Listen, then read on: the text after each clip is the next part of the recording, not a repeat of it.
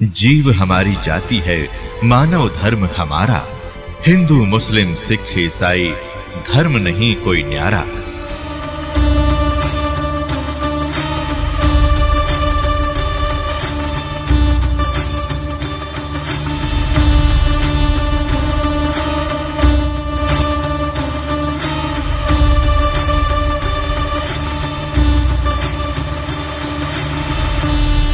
दंडवतम गोविंद गुरु बंधु अभिजन सोए। पहले भये प्रणाम तिन नमो जो आगे होए। पुण्यात्माओं, जब आपको ये तत्व ज्ञान होगा तो पता चलेगा कि हम एक ही परमात्मा के बच्चे हैं, हम भिन्न भिन्न नहीं हैं। कोई तो कहता है कि जैसे पवित्र हिंदू धर्म के श्रद्धालु कहते हैं हमारा हिंदू धर्म अच्छा है, और मुसलमान धर्म के श्रद्धालु कहते हैं हमारा मुसलमान धर्म सर्वश्रेष्ठ है, सर्वोत्तम है। मैं चैलेंज करता हूं, मैं दावे के साथ कह सकता हूं कि कोई भी शख्स सारी दुनिया में एक भी इस्लाम की बुनियादी बात को साबित नहीं कर सकता कि ये इंसानियत के खिलाफ है। ये मेरा चैलेंज है, ये मेरा दावा है। ईसाई धर्म के श्रद्धालु कहते हैं कि ईसाई धर्म सर्वश्रेष्ठ है, और सिख धर्म के मानने वाले श्रद्धालु कहते हैं सिख धर्म सर्वोच्च है। हम क्या कहते हैं, ये दास क्या कहता है, हमारा क्या धर्म है कि जीव हमारी जाति है, मानव धर्म हमारा हिंदू मुस्लिम सिख ईसाई कोई धर्म नहीं है न्यारा। डॉक्टर जाकिर नाइक जी मुसलमान भाई कहते हैं कि किसी भी धर्म को समझने के लिए ये नहीं देखना चाहिए कि उस धर्म के व्यक्ति क्या कर रहे हैं और क्या कह रहे हैं, उसके लिए उस धर्म की पुस्तकों को आधार मानना चाहिए। और इस्लाम धर्म की मुख्य बुक, होली बुक यानी मुख्य किताब बताई है कि कुरान शरीफ या हदीस। लेकिन कुरान शरीफ आसमानी पुस्तक है, वो गॉड गिवन मानते हैं। और हिंदू धर्म के धर्म को समझने के लिए हिंदू धर्म के व्यक्ति क्या कह रहे हैं, क्या कर रहे हैं, वो ना मानो। हिंदू धर्म के सदग्रंथों को आधार मानकर विवेचन करो। तो दास डॉक्टर जाकिर नाइक जी से प्रार्थना करता है कि आइए इसी आधार पर दोनों धर्मों की पुण्य पुस्तकों के होली बुक को पुनः देखते हैं। अब सुनना यथार्थता क्या है, उन्हीं सदग्रंथों से आपको दिखाते हैं, रूबरू करते हैं। डॉक्टर जाकिर नाइक जी मुसलमान जी, आपने तो केवल सदग्रंथों की जिल्लत दिखाई, और ये दास दिखावेगा उन सदग्रंथों के अंदर की सच्चाई जो आज तक तेरे समझ में नहीं आई। और आप भी देख लेना जाकिर भाई।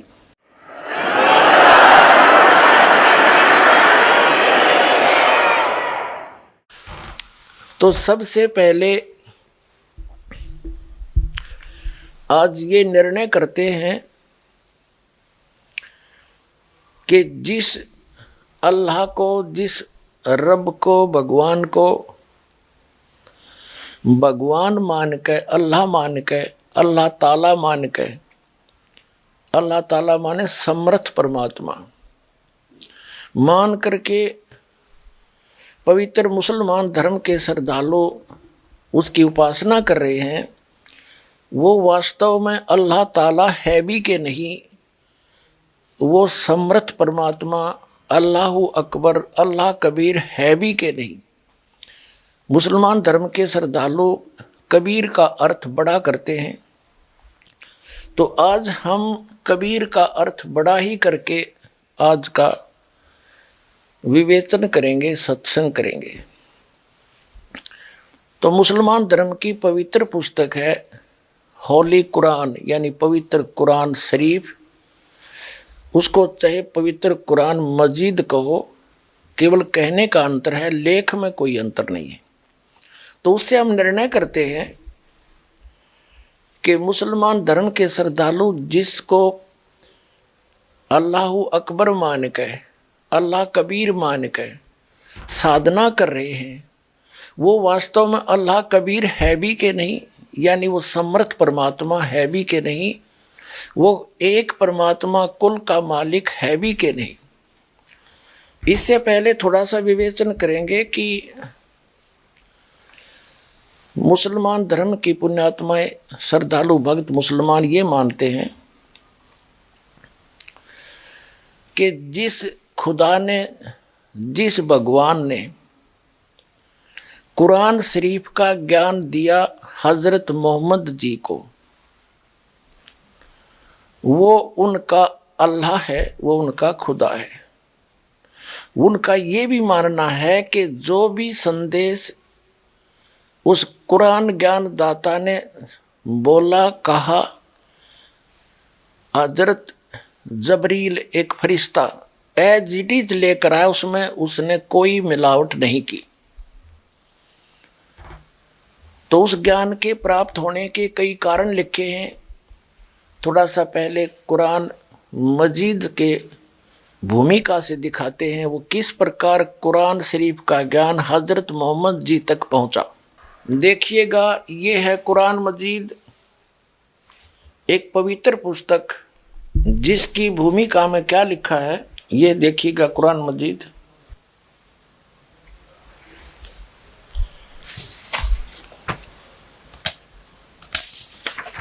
ये कहाँ से प्रकाशित है? कुरान मजीद हिंदी मुतजरमा अरबी मतन तर्जुमा मौलाना फतेह मोहम्मद खान साहिब जालंधरी, तसही मौलाना अब्दुल मजीद सरवर साहिब, प्रकाशक है Farid book depot private limited, नई दिल्ली। इतने का यहाँ पर भी यही लिखा है, कुरान मजीद हिंदी मुतरजम मा अरबी मतन तर्जुमा है मौलाना फतेह मोहम्मद खान साहिब जालंधरी। ये वही नौका तसही मौलाना अब्दुल मजीद सरवर साहिब, संस्करण 2006, पृष्ठ 982, प्रस्तुतकर्ता मोहम्मद नासिर खान, प्रकाशक ये Farid book depot private limited, और 2158 MP street Pataudi house Daryaganj नई दिल्ली से। ये इनके फ़ोन और फैक्स नंबर है। यहाँ देखिएगा मुकदमा, ये मुकदमा है भूमिका समझो, और 6 नंबर पृष्ठ पे कुरान मजीद का। इसमें क्या कहा है कि कुरान मजीद के उतरने और संग्रह व संकलन के हालात। कुरान मजीद एक पवित्र किताब है जो अंतिम नबी हजरत मोहम्मद सल्लल्लाहु पर उतारी गई। यह अर्श कुर्सी के मालिक का कलाम है जो उसने स्वयं एक बरगुजिदा पैगंबर मुकरम सबसे ज़्यादा लोकप्रिय बंदे पर नाजिल की। इस्लाम का आधार इसी आसमानी फरमान आदेश पर है जिसने अनुपालन किया हुआ इस्लाम के दायरे में दाखिल हुआ, और जिसने जरा भी अवज्ञा की वह इस पाकीज़ा जमात इस्लाम से अलग हो गया और अल्लाह के बागियों में शामिल हुआ। जब नबी करीम सल्लल्लाहु यानी हज़रत मोहम्मद की उम्र 40 साल की हुई, उस समय आपको नबूवत प्रदान की गई, यानी नबी बने, और रिसालत का ताज आपके सर पर रखा गया। इसी जमाने से कुरान के उतरने की शुरुआत हुई। यदा कदा तथा ज़रूरत के अवसर पर थोड़ा थोड़ा 23 साल तक, यानी हज़रत मोहम्मद जी की मृत्यु तक ये नाजिल होता रहा। अगली किताबों की तरह पूरा एक ही बार नहीं उतरा। हज़रत मूसा अलैहि पर तौरत नाम की ओली बुक उतरी, हजरत ईसा पर अलही पर इंजिल नाम की पुस्तक और हजरत दाऊद अलही पर जबूर नाम की पुस्तक एक ही बार में उतरी थी। ये सब किताबें तो एक ही बार में उतारी गई और सौभाग्य से ये सभी सब किताबें रमजान के महीने में उतरी। अब यहाँ ये स्पष्ट किया गया है कि ये 4 किताबों को श्रेष्ठ मानते हैं। एक तो तौरत जो मूसा जी हजरत मूसा जी को प्राप्त हुई, और एक हजरत ईसा मसीह जी को हुई, वो इंजील मानते हैं, और हजरत दाऊद अलही को हुई वो जबूर मानते हैं। हजरत मोहम्मद जी को जो पुस्तक प्राप्त हुई वो कुरान मजीद कुरान शरीफ मानते हैं। शरीफ कहो, कुरान शरीफ कहो, चाहे कुरान मजीद कहो, कहने का अंतर है, बाकी लेख एक है। अब कहते हैं उन सभी पहले वाली किताबें तो एक ही बार में उतर गई थी, और ये बुक जो होली बुक पवित्र कुरान, हजरत मोहम्मद जी जब 40 वर्ष के हुए तब से उनको ये संदेश आना शुरू हुआ, और उनकी मृत्यु तक जब वो 63 वर्ष की आयु में उनका देहांत हुआ तब तक ये आती रही। इनका कहना ऐसा है। अब आगे क्या बताते हैं, ये कैसे प्राप्त हुई हजरत मोहम्मद जी को, ये देखिएगा। सही यह है कि आप सल्लल्लाहु यानी हजरत मोहम्मद जी की नबूवत के बाद रमजान की सबे कदर में पूरा कुरान मजीद